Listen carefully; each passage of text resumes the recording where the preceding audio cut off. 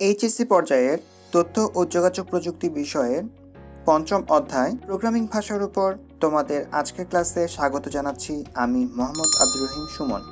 আজকের 9.1-এ আমরা মূলত expression, statement, selection statement, if ব্যবহার করে একটি সংখ্যা ধনাত্মক না ঋণাত্মক তা নির্ণয় করা শিখব।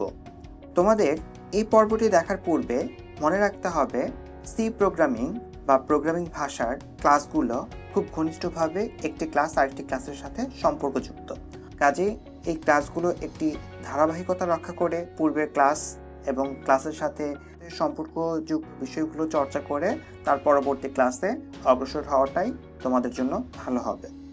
আরেকটা বিষয় তোমাদের মনে রাখতে হবে, সি প্রোগ্রামিং ভাষা ব্যবহার করে প্রোগ্রাম করা কোডের ব্যবহারগুলো শেখার জন্য সবচেয়ে ভালো পদ্ধতি হচ্ছে এই কোডগুলো টাইপ করা এবং কম্পাইলারে সেই কোডটাকে কম্পাইল করার পর যে ভুল বা ত্রুটিগুলো পাওয়া যাবে সেগুলো সংশোধন করে পরবর্তীতে আগানো। পর্বে আমরা যা মূলত শিখতে যাচ্ছি, সি ভাষায় এক্সপ্রেশন কি, সি প্রোগ্রামিংয়ে স্টেটমেন্ট কাকে বলে, এক্সপ্রেশন ও স্টেটমেন্টের মধ্যে পার্থক্য কি, সি স্টেটমেন্টের প্রকারভেদগুলো দেখব, সিলেকশন স্টেটমেন্ট কি, সিলেকশন স্টেটমেন্টের প্রকারভেদগুলোর মধ্যে আমরা ইফ, ইফ এলস এবং switch statement, selection statement if এর গঠন এবং এর প্রয়োগ। সিলেকশন স্টেটমেন্ট ইফ ব্যবহার করে একটি সংখ্যা ধনাত্মক না ঋণাত্মক তা নির্ণয় করা শিখব। সি ভাষায় এক্সপ্রেশন কি? আমরা এর পূর্বের ক্লাসগুলোতে বেশ কয়েকটি প্রোগ্রাম করেছি। সংখ্যা পদ্ধতির রূপান্তরগুলো কথা মনে করো। প্রোগ্রামের প্রাথমিক গঠন এবং তার মধ্যে কোড, ফাংশন আমরা ব্যবহার করা শিখেছি। সি প্রোগ্রামিং ভাষায় কতগুলো অপারেটর এবং অপারেন্ট নিয়ে তৈরি হয় এক্সপ্রেশন। আমরা পূর্বের প্রোগ্রামগুলোতে সংখ্যা পদ্ধতির রূপান্তর সম্পর্কিত প্রোগ্রামগুলোর মধ্যে এক্সপ্রেশন ব্যবহার করেছি, স্টেটমেন্টও ব্যবহার করেছি। একটা এক্সপ্রেশনের উদাহরণ হিসেবে আমরা দেখতে পারি এখানে, যেমন 6 + 7। এখানে এই অংশটাকে আমরা বলতে পারি একটা এক্সপ্রেশন। এখানে অপারেটর এবং অপারেন্ট উভয়ই রয়েছে। তাহলে আমাদের একটু দেখতে হবে যে অপারেটর কি এবং অপারেন্ট কি। সি ভাষায় অপারেটর হচ্ছে এমন একটি প্রতীক যা যৌক্তিক বা গাণিতিক কাজ সম্পন্ন করার কথা কম্পিউটার বা কম্পাইলারকে বলে দেয়। যেমন যোগ, বিয়োগ, গুণ, ভাগ অর্থাৎ প্লাস মাইনাস, এই সিম্বলগুলোকে সি প্রোগ্রামিং ভাষায় অপারেটর বলছি। আমরা পরবর্তীতে অপারেটরগুলোর প্রকারভেদ সম্পর্কে শিখব। তাহলে অপারেন্ট কি? অপারেন্ট হচ্ছে অপারেটর যাকে নিয়ে, যার উপর ভিত্তি করে একটি কাজ সম্পন্ন করে বা যে ডেটা নিয়ে ফলাফল তৈরি করে তাকে আমরা বলি অপারেন্ট। অর্থাৎ এখানে 6 + 7 এই জায়গাটাতে প্লাস হচ্ছে অপারেটর। এই অপারেটরটি কি করছে? এই প্লাস অপারেটরটা 6 এবং 7 এই দুটো ডেটাকে নিয়ে সে একটা ফলাফল তৈরি করছে। এবার আমরা দেখব সি ভাষায় স্টেটমেন্ট কি। এক বা একাধিক এক্সপ্রেশন নিয়ে আমরা একটা স্টেটমেন্ট প্রকাশ করতে পারি বা একটা স্টেটমেন্ট তৈরি করতে পারি। মূলত সি প্রোগ্রাম কিছু স্টেটমেন্টের সমন্বিত ফসল। সি ভাষায় স্টেটমেন্ট হচ্ছে যে কোনো নির্দেশাবলী যার মাধ্যমে প্রোগ্রাম কম্পিউটারকে কোনো নির্দিষ্ট কাজ করতে বলে দেয়, যেমন ডেটা ইনপুট নেওয়া কিংবা কম্পিউটার মনিটরে ফলাফল দেখানো। এখানে তোমাদের মনে রাখতে হবে যে কোনো এক্সপ্রেশনই স্টেটমেন্ট হতে পারে। তাহলে এক্সপ্রেশন এবং স্টেটমেন্টের মধ্যে পার্থক্য কোথায়? আমরা যদি একটু ভালোভাবে লক্ষ্য করি তাহলে দেখতে পাবো সি ভাষায় এক টুকরো কোডের সাথে তুলনা করা যেতে পারে। আমরা আউটপুটে বা মনিটরে প্রদর্শন করতে পারি বা কোনো ভেরিয়েবলে অ্যাসাইন করতে পারি। সেই অংশটুকুকে বা সেই এক টুকরো কোডকে আমরা এক্সপ্রেশন বলতে পারি। 6 + 7, এখানে 6 + 7 এই অংশটাকে আমরা একটা ভেরিয়েবলে অ্যাসাইন করতে পারি, যেমন এ অ্যাসাইনমেন্ট অপারেটর। এখানে আমরা ইকুয়াল যে চিহ্নটা দিচ্ছি এটাকে অ্যাসাইনমেন্ট অপারেটর বলা হয়। 6 + 7 এই ভ্যালুটাকে এ ভেরিয়েবলের মধ্যে অ্যাসাইন করছি বা এ ভেরিয়েবলের মধ্যে রাখছি। যদি এরকম কোনো অংশ ভেরিয়েবলে স্টোর করতে পারি একটা ভেরিয়েবল অ্যাসাইন করতে পারি, এই অংশটাকে আমরা তখন এক্সপ্রেশন বলবো। যদি কোনো এক্সপ্রেশন এরকম মান আকারে প্রদর্শন অর্থাৎ আউটপুটে প্রদর্শন বা ভেরিয়েবলের মধ্যে অ্যাসাইন না করা যায় অর্থাৎ স্টোর না করা যায়, তখন তাকে আমরা স্টেটমেন্ট বলবো। এর একটা উদাহরণ দেখা যাক। এই ইফ স্টেটমেন্টের সাথে আমরা একটা কন্ডিশন যুক্ত করে দিতে পারি। আমরা একটা এক্সপ্রেশন এভাবে লিখতে পারি, int, এটা ইন্টিজার টাইপ ভেরিয়েবল ডিক্লারেশন, এ হচ্ছে সেই ভেরিয়েবলটার নাম।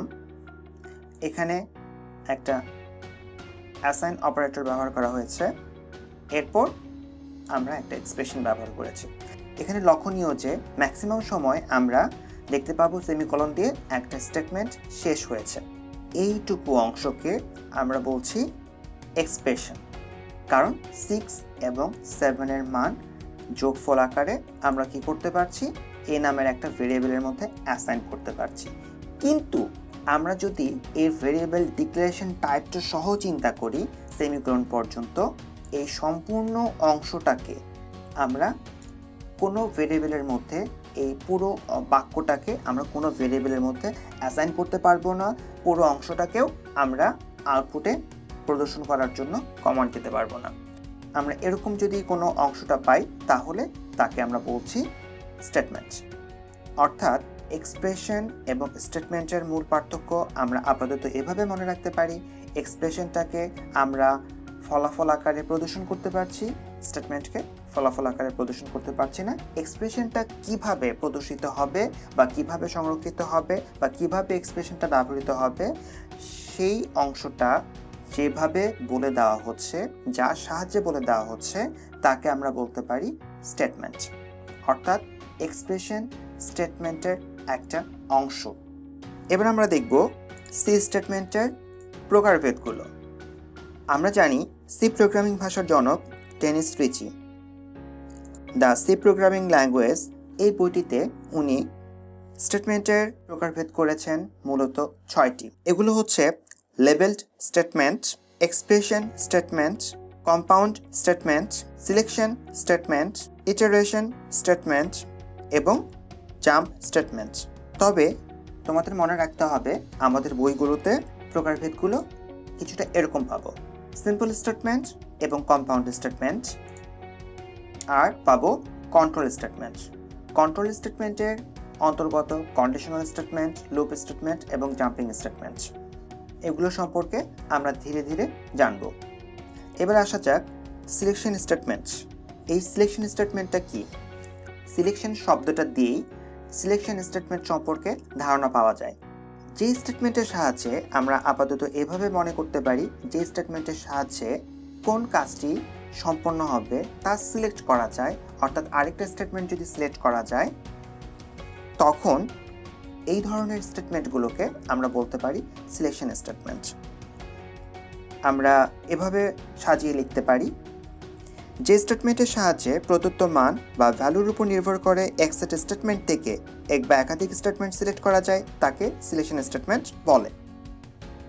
অর্থাৎ একটি স্টেটমেন্টের সাহায্যে আমরা শর্তের উপর ভিত্তি করে বা প্রদত্ত মানের উপর ভিত্তি করে অন্য একটি স্টেটমেন্ট, একাধিক স্টেটমেন্ট থেকে অন্য একটি স্টেটমেন্ট সিলেক্ট করতে পারি এবং সেটাকে প্রসেস করতে পারি বা প্রসেস করার জন্য কম্পিউটারকে বলতে পারি। আবার কখনো কখনো আমরা একটা স্টেটমেন্টে প্রদত্ত শর্তের উপর ভিত্তি করে একাধিক স্টেটমেন্টও সিলেক্ট এবং তাদেরকে প্রসেস করার জন্য কম্পিউটারকে বলতে পারি। এর একটা উদাহরণ দেখা যাক। আমরা কম্পিউটারকে বলতে পারি যে প্রিন্ট করো বা ছাপাও, পানি গরম হয়েছে। কখনই কথাটা বলবে? যখন আমরা কম্পিউটারকে বলে দিব যখন কম্পিউটার দেখবে যে পানি সত্যিকার অর্থেই চুলায় দেওয়ার পর সেটা গরম হয়েছে, তখনই কেবল কম্পিউটার এই স্টেটমেন্টটা এক্সিকিউট করবে যে প্রিন্ট করো বা ছাপাও, পানি গরম হয়েছে। তাহলে এখানে এই যে স্টেটমেন্টটা কি করছে, প্রথম স্টেটমেন্টটা শর্তের উপর ভিত্তি করে আরেকটি স্টেটমেন্টের কার্যপ্রক্রিয়াটা নির্বাচন করছে। যদি সে দেখতে পায় পানি গরম হয়নি, তাহলে সে এই স্টেটমেন্টটা এক্সিকিউট করবে না। তাহলে কি করবে? তার পরবর্তী স্টেটমেন্টে সে চলে যাবে স্বাভাবিক প্রসিডিউর অনুসারে। এবার আমরা দেখব সিলেকশন স্টেটমেন্টের 3টি প্রকার রয়েছে। সি প্রোগ্রামিং ভাষায় সিলেকশন স্টেটমেন্ট তাহলে আমরা পাচ্ছি 3টি। প্রথমত ইফ স্টেটমেন্ট, দ্বিতীয়ত ইফ এলস স্টেটমেন্ট, সর্বশেষে পাচ্ছি সুইচ স্টেটমেন্ট। এবার আমরা সিলেকশন স্টেটমেন্টের মধ্যে অন্যতম বহুল ব্যবহৃত একটি স্টেটমেন্ট ইফ স্টেটমেন্টের গঠন সম্পর্কে জানব। সিলেকশন ইফ স্টেটমেন্টের গঠনে শুরুতে ইফ কিওয়ার্ডটা ব্যবহার করতে হয়। আমরা এভাবে এটাকে ব্যবহার করতে পারি ইফ এক্সপ্রেশন। এই এক্সপ্রেশন এখানে কন্ডিশন বোঝানো হয়েছে, যে শর্তের উপর ভিত্তি করে সে আরেকটা স্টেটমেন্টকে সিলেক্ট করবে কি করবে না তা সিদ্ধান্ত নেবে। কখনো কখনো ইফ এক্সপ্রেশন এরপর আমরা পাবো সেই স্টেটমেন্ট, যে স্টেটমেন্টটা এই এক্সপ্রেশনের উপর নির্ভরশীল। কখনো কখনো ইফ স্টেটমেন্টের এক্সপ্রেশনের উপর একাধিক স্টেটমেন্ট সিলেক্ট করার প্রক্রিয়াটা প্রয়োজন হতে পারে। তখন কেমন হবে? ইফ স্টেটমেন্টের এক্সপ্রেশন বা শর্তের উপর নির্ভর করে একাধিক স্টেটমেন্ট কখনো কখনো সিলেক্ট করার প্রয়োজন পড়ে। তখন আমাদের গঠনটা দাঁড়াবে এরকম, ইফ ফার্স্ট ব্র্যাকেট দিয়ে সেই এক্সপ্রেশন বা শর্তটা থাকবে, এরপর সেকেন্ড ব্র্যাকেট দিয়ে আমরা সেই স্টেটমেন্টগুলোকে বলে দিব। এখানে খেয়াল করে দেখো তোমরা, প্রথম অংশটাতে প্রথম গঠনটাতে আমি দেখিয়েছি যে এখানে শুধু স্টেটমেন্ট অর্থাৎ একটা সিঙ্গেল স্টেটমেন্টের কথা বোঝানো হয়েছে। এখানে একাধিক স্টেটমেন্টের কথা বোঝানো হয়েছে স্টেটমেন্টস। আমরা এভাবে লিখতে পারি, সেকেন্ড ব্র্যাকেটের ভেতরে আমাদের যতগুলো স্টেটমেন্ট প্রয়োজন, এখানে স্টেটমেন্ট 1, স্টেটমেন্ট 2, স্টেটমেন্ট 3, এভাবে আমরা n সংখ্যক স্টেটমেন্ট পর্যন্ত বলে দিতে পারি। তবে অবশ্যই শুরুটা হবে সেকেন্ড ব্র্যাকেট দিয়ে এবং শেষ হবে এই সেকেন্ড ব্র্যাকেট ক্লোজ হওয়ার মধ্য দিয়ে। এটাকে আমরা এরকম ছক আকারে দেখে থাকবো অনেক সময়। এখানে আমাদের ইফ স্টেটমেন্ট আমরা বলতে পারি ইফ, এখানে এই বক্সের মধ্যে দেখানো হয়েছে কন্ডিশন বা এক্সপ্রেশন। যদি এই কন্ডিশনটা মিলে যায় শর্তের সাথে, প্রবাহের সময় প্রদত্ত মানের সাথে যদি মিলে যায়, কন্ডিশনের ভ্যালুটা যদি মিলে যায়, অর্থাৎ কন্ডিশন ট্রু যদি হয়, তখনই আমরা এই কন্ডিশনের সাথে সম্পর্কযুক্ত যে বাক্যটা রয়েছে বা এই কন্ডিশনের সাথে সম্পর্কযুক্ত যে স্টেটমেন্ট বা স্টেটমেন্টগুলো রয়েছে সেই স্টেটমেন্টগুলো রান করবে। অন্যথায় যদি কন্ডিশনটা না মেলে, অর্থাৎ যদি কন্ডিশনটা যদি ফলস হয়ে থাকে, তখন কি করবে? তখন এটাকে সে আর প্রক্রিয়াজাত করবে না, এটাকে সে আর প্রসেস করবে না। তখন আমাদের দেখতে পাবো, তখন আমাদের প্রোগ্রামটা প্রবাহিত হবে কিভাবে? এই লাইন বরাবর। যদি এই লাইন বরাবর আমাদের যে শর্তের সাথে প্রদত্ত যে স্টেটমেন্ট সিলেক্ট করার কথা বলা হয়েছে সেটাকে সে এড়িয়ে যেয়ে, সে সেটাকে অ্যাভয়েড করে যে তার পরবর্তী কোডের সিকোয়েন্স থেকে সে তার প্রসেসটাকে কার্যকর করবে। এখানে মনে রাখতে হবে তোমাদের যে এই যে প্রতীকগুলো চাইলেই আমরা আমাদের ইচ্ছামতো প্রতীকগুলো ব্যবহার করতে পারবো না। এই প্রতীকগুলোর একটা নির্দিষ্ট মানে রয়েছে, আমরা পরবর্তীতে সেই মানগুলো সম্পর্কে জানব। এবার আমরা দেখব সিলেকশন স্টেটমেন্ট ইফ ব্যবহার করে একটি সংখ্যা ধনাত্মক কিনা তা কিভাবে নির্ণয় করা যায়। সি প্রোগ্রামিং ভাষায় প্রোগ্রামটি তৈরি এবং ফলাফল পর্যবেক্ষণও আমরা করব। তোমরা দেখেছো প্রতিটি প্রোগ্রামের সি প্রোগ্রামিং ভাষায় একটা নির্দিষ্ট অংশ রয়েছে যা প্রতিটা প্রোগ্রামে লিখতে হয়।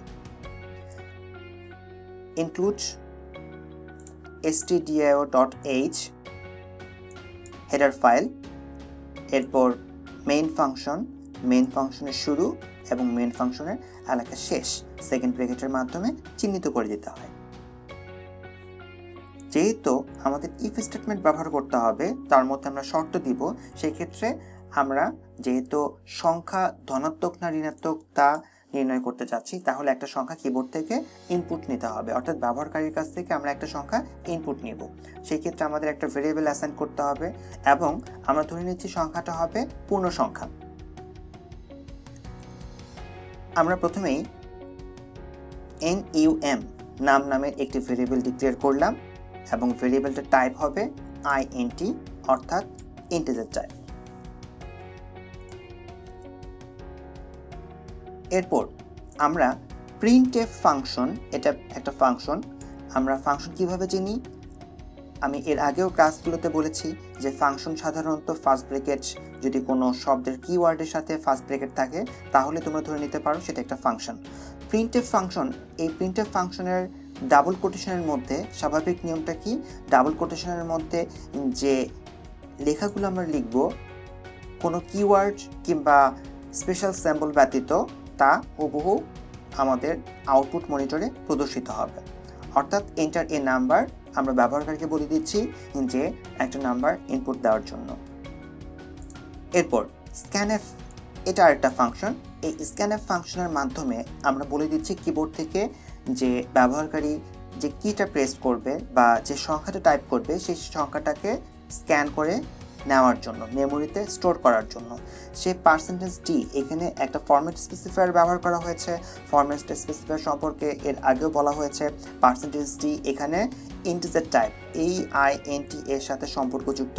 ইন্টিজার টাইপ ডেটাটাকে কনভার্ট করে নেওয়ার জন্য integer type format specifier %d ব্যবহার করা হয়েছে।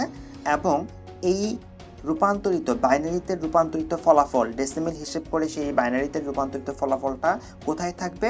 এখানে এই নাম অ্যান্ড, এখানে অ্যান্ড সিম্বলটা অবশ্যই তোমাদের মনে রাখতে হবে, কারণ এই অ্যান্ড কমান্ডটাই বলে দিচ্ছে যে নাম নামের ভেরিয়েবলের ভেতরে তার রূপান্তরিত ভ্যালুটাকে রাখতে হবে। এখানে আমরা এবার আমাদের ইফ কন্ডিশন, ইফ কিওয়ার্ড ব্যবহার করছি ইফ স্টেটমেন্টের শুরু।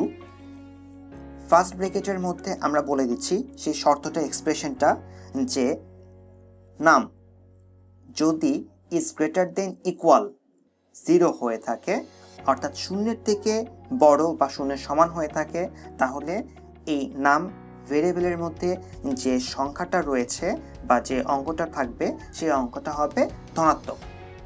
এবার printf ফাংশনের মধ্যে আমরা ব্যবহারকারীকে বলে দিচ্ছি ফলাফলটা কি হবে। যদি এই শর্তটা মিলে যায়, মনে রাখবে যদি ইফ স্টেটমেন্টের সেকেন্ড ব্র্যাকেট দিয়ে এলাকা চিহ্নিত করে না দেওয়া হয়, তাহলে এই ইফ কিওয়ার্ডের পর প্রথম যে লাইনটা থাকবে সেটাই শুধুমাত্র ইফ কন্ডিশনের সাথে বা ইফ স্টেটমেন্টের সাথে সম্পর্কযুক্ত হবে, অন্য কোনো বাক্যগুলো সেই শর্তের আওতায় পড়বে না। তাহলে ইফ এর পর প্রথম বাক্য হিসেবে আমরা পাচ্ছি কি? printf। এখানে কি বলা হচ্ছে? এখানে দেখো একটা স্পেশাল কমান্ড দেওয়া হয়েছে, \n কমান্ড দেওয়া হয়েছে। এই \n এর মাধ্যমে বলে দেওয়া হচ্ছে নতুন লাইন তৈরি করার জন্য, অর্থাৎ এই বাক্যটাকে যদি আমরা টার্বো কম্পাইলারে ডিভাইস দেয়। এরপর ইজ এ পজিটিভ নাম্বার, এই অংশটুকু স্বাভাবিকভাবে প্রদর্শিত হবে।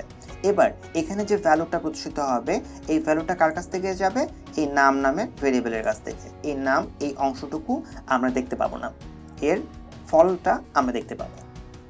এবার আমরা এই প্রোগ্রামটাকে এক্সিকিউট করতে যাচ্ছি।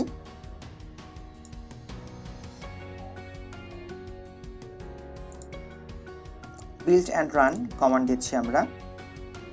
এখানে এন্টার এ নাম্বার,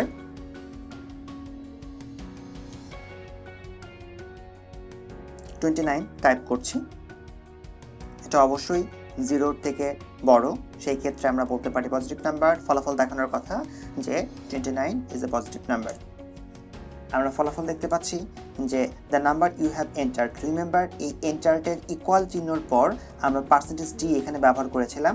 এখানে আমাদের ফলাফলটা অর্থাৎ নাম্বারটা 29 শো করছে। অর্থাৎ বাক্যের যে জায়গাটাতে আমরা ফরম্যাট স্পেসিফায়ার ব্যবহার করব, ভেরিয়েবলের কাছ থেকে মানটা নিয়ে ঠিক সেই জায়গাটাতেই সেই মানটা প্রদর্শিত হবে, ইজ এ পজিটিভ নাম্বার। এখন আমরা এটাকে আবার একটু রিরান করছি। এবার আমরা একটা নেগেটিভ নাম্বার দেব, -2। এবার দেখো এই জায়গাটাতে আমাদের কোনো আউটপুট প্রদর্শিত হয়নি, অর্থাৎ নাম্বার ইফ কন্ডিশনের সাথে পজিটিভ হলে বাক্যটা প্রদর্শন করতে বলেছি, যে এখানে আবার দেখাচ্ছি আমি।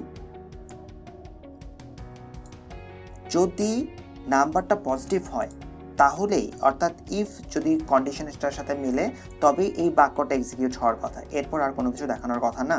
যেহেতু নাম্বারটা পজিটিভ না, যেহেতু -2 ইনসার্ট করা হয়েছে, সেই ক্ষেত্রে এই বাক্যটা এক্সিকিউট হবে না, প্রোগ্রাম টার্মিনেট হবে। এক্স্যাক্টলি এখানে হয়েছেও তাই। সিলেকশন স্টেটমেন্ট ইফ ইচ্ছে মতো আমরা ব্যবহার করতে পারবো না, ক্ষেত্র বিশেষে আমাদের অন্য স্টেটমেন্টগুলো ব্যবহার করতে হবে। অর্থাৎ ইফ সকল ক্ষেত্রে ইচ্ছে মতো ব্যবহারযোগ্য নয়। আমাদের প্রোগ্রামের স্বাভাবিক স্ট্রাকচার, হেডার ফাইল ইনক্লুড করা, মেইন ফাংশনের ডিক্লারেশন, এর মধ্যে ইন্টিজার টাইপ মার্ক নামের একটি ভেরিয়েবল রাখা হলো। প্রিন্টএফ এর মাধ্যমে বলা হলো এন্টার ইওর নাম্বার। এরপর স্ক্যানএফ এর মাধ্যমে ব্যবহারকারীর কাছ থেকে নেওয়া ভ্যালুটাকে ডেসিমেল থেকে আর সমমানের বাইনারিতে রূপান্তর করে মার্ক নামের ভেরিয়েবলের মধ্যে স্টোর করা হলো। ইফ মার্ক এর ভেতরকার স্টোরকৃত ভ্যালুটা যদি 80 বা 80 এর উপরে হয় তাহলে কি হবে? তাহলে আমরা নির্দ্বিধায় বলতে পারি যে you have got A plus. যদি মার্কটি 70 বা 70 এর উপরে হয়ে থাকে তাহলে আমরা ধরে নিতে পারি এটা এ গ্রেডের একটি মার্ক। কিন্তু আমরা প্রোগ্রামটিকে এভাবে ডিক্লেয়ার করতে পারবো না, ইফটাকে আমরা এভাবে ব্যবহার করতে পারবো না, কারণ ফলাফলটা আমাদের ভুল দেখাবে। কেন ভুল দেখাবে এটা আমরা কোড ব্লকে দেখব।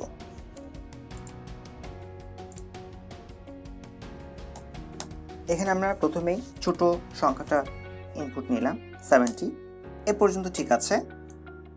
আমাদের ফলাফলটা দেখাচ্ছে এ গ্রেড। কিন্তু যখনই আপার লেভেলের একটা ভ্যালু টাইপ করতে যাব 82, এবার এখানে এ প্লাস এবং এ দুটি স্টেটমেন্টই এক্সিকিউট হয়েছে। এটা কেন? এর কারণ হচ্ছে যে আমাদের প্রথম যে স্টেটমেন্ট ইফ স্টেটমেন্ট এর যে এক্সপ্রেশন রয়েছে এটা কন্ডিশনটা ট্রু হিসেবে প্রমাণিত হয়েছে।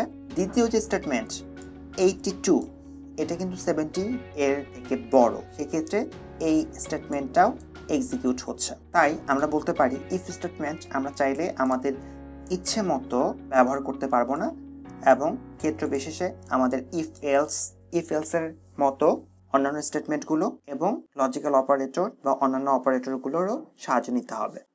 আজ তাহলে এ পর্যন্তই। তোমাদের পরবর্তী ক্লাসের জন্য আমন্ত্রণ রইল।